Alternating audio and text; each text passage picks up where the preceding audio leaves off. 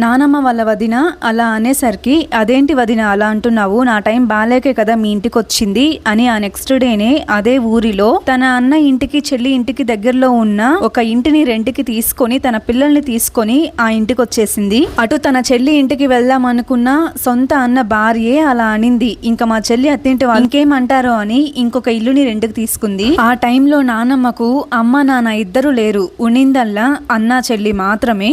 నానమ్మ పెళ్లికి కట్నం కింద తన అమ్మ నాన్న పక్క ఊరిలో ఉన్న ఇల్లు మామిడి తోటనిచ్చారు. తన చెల్లికేమో తన అన్న ఉండే ఊరిలోనే ఒక ఇల్లు మామిడి తోటనిచ్చారు. ఇంకా మిగిలిన ఆస్తి మొత్తం కూడా తన అన్నదే కదా.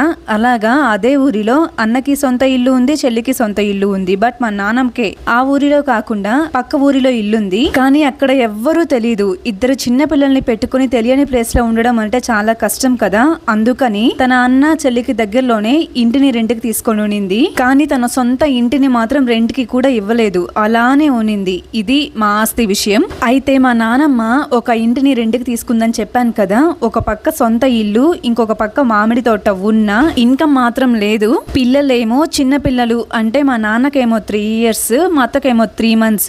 ఆ తర్వాత 3 months ఏమో తన అన్న ఇచ్చేవాడంట మనీ. అలా మనీ ఇస్తుండేసరికి ఇంకెన్ని రోజులు ఇస్తావు డబ్బులు అని తన వదిన అన్నల మధ్య గొడవలు వస్తుండేసరికి మా నానమ్మ వాళ్ళ అన్నతో, నా వల్ల మీకెందుకులే అన్న గొడవలు, నేనే ఏదో పని చేసుకుంటాను, పిల్లల్ని కనిన దాన్ని వాళ్ళని పోషించుకోలేనా అని అప్పటి నుంచి తీసుకోవడం ఆపేసిందంట. అప్పటికి మా అత్తకి ఏజ్ 6 months మాత్రమే. ఒక పక్క తన హస్బెండ్ లేడనే బాధ, ఇంకొక పక్క అందరూ ఉన్నా ఎవ్వరూ లేనట్లు బ్రతుకుతున్నాము అనే బాధ, ఒక పక్క ఆస్తి గొడవలు, వాటి మధ్యలో ఆకలి బాధ, అందులో చిన్న చిన్న పిల్లలు.